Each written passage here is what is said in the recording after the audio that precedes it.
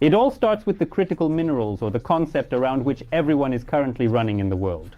On a geopolitical scale in Ukraine, according to the American classification, the USA, there are 50 of them. There are 50 names. They include, starting from lithium, ending with rare earth elements, and continuing with titanium, and so on.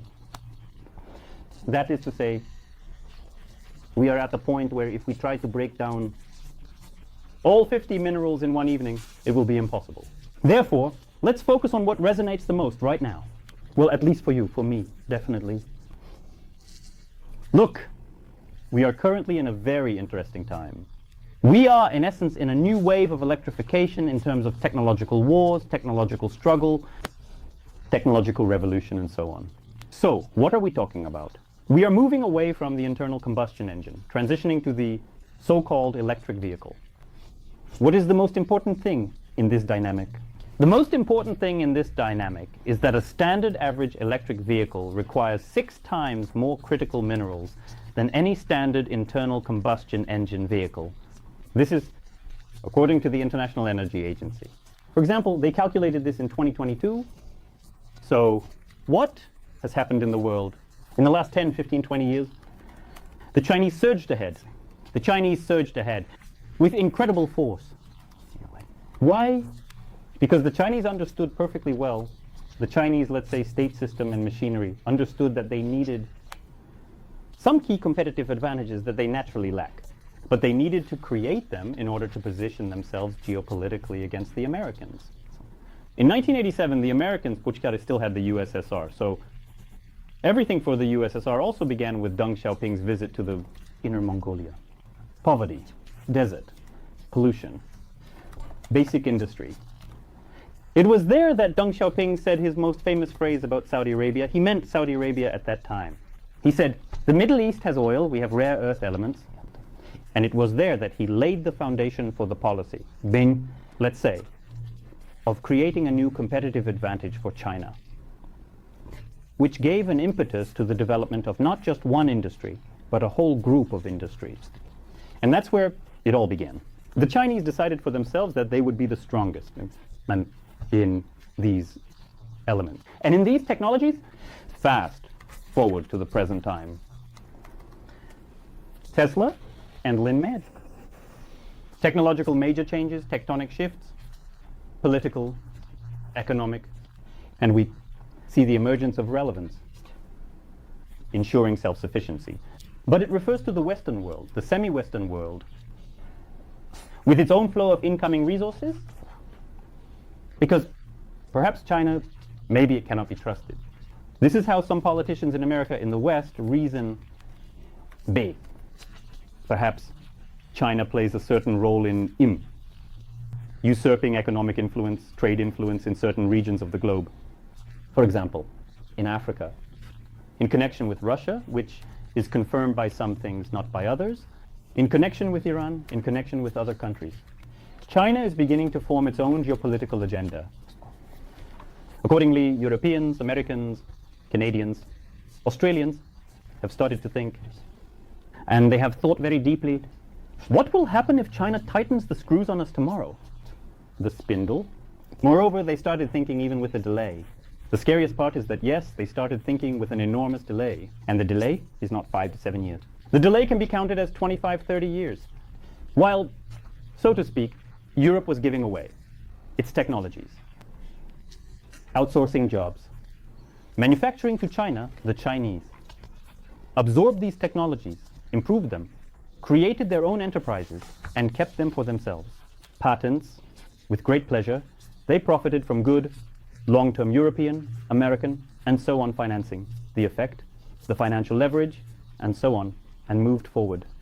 And gradually they began to build a new great Chinese wall around their technological sector. That's exactly how it all started. What am I specifically talking about? Rare earth elements. Why are they important? They are important because they have become the basis for production. But first, for the separation and extraction of a group of elements used for the production of permanent magnets, I cannot imagine today at all. Not a single production, let's say from a mobile phone to a high-speed elevator in some skyscraper. And even ending with electric vehicles. Because for an electric motor, permanent magnets are needed. I cannot imagine this production today without rare earth elements. Wind turbines, what are they? Wind turbines, yes. There is also a significant component there. Not on all, but at least on 1/3 of all wind turbines in the world. That's the first point. The second point, the Chinese quickly realized that they have an environmental problem. They quickly realized that due to the rapid industrialization of the country's economy and their advancement into new technologies, they immediately realized that they would have to do something in the long term. At first, you can, so to speak, create a Wild West scenario. Whoever is right is the one with more money, resources, and, let's say, radically good benefits of ideas. Okay, they gave them the way, a green light forward. But at one point, China realized that if things continued this way, they would simply ruin their own environment, their remaining resources, natural, agricultural, and so on. And most importantly, they would start harming the effect of rapid urbanization that occurred. Because the effect of rapid urbanization, what did it bring? The rise of China's middle class. The growth of the middle class in China, consequently the purchasing power. But if this middle class cannot live in normal conditions, they will not be satisfied. And that is already a political encroachment on power. Accordingly, a decision was made that, and in order to better control, let's say, entire segments of the industry, and B, to somewhat alleviate the burden of industrial emissions and pollution on the country, a policy was adopted for rapid, let's say, transition to green technologies. As I said, in 1987, it was somehow laid out for us. In the mid-90s, we see the emergence of a remarkable company, BYD, the Chinese Build Your Dreams. Yes, build your dream. Dreams. Dreams, yes, well. Which starts with a very simple task. It begins by making regular batteries, accumulators for mobile phones. It secures contracts with Nokia, Ericsson, and so on. And what is the competition scheme? We will make it cheaper. We will make it faster. We will make more clear, understandable. Fast food in a battery, fast food in a battery, fast food in a battery, fast food in a battery. Very quickly, BYD moves to the idea of playing with transportation, considering that in China, this idea of air purification is emerging, and the Chinese government starts distributing a whole series of funding, assistance, and grants for development, for the creation of new models, for the growth of the green automotive fleet, and so on and so forth. And they start trying themselves in these segments, considering that they have bid as a primary, already, fundamental basis for the ability to build a good battery.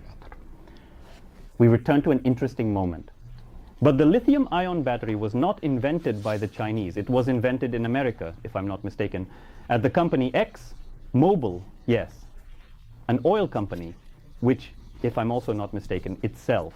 The creation of the battery happened around the time when there was an Arab oil embargo. And it so happened that coming out of the Arab embargo, it turned out that it became of no interest to anyone because the flow of cheap oil resumed, and so on and so forth. Of course, not as cheap, but nevertheless, everyone breathed a sigh of relief. Americans began to develop their oil production more actively, eventually moving on to offshore topics, and so on and so forth. That is, somehow it was all swept under the rug for some long-term game.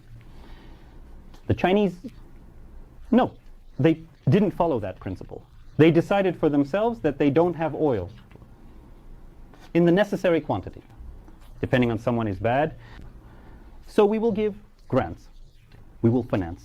How did they start? By the way, I'll say there are different calculations.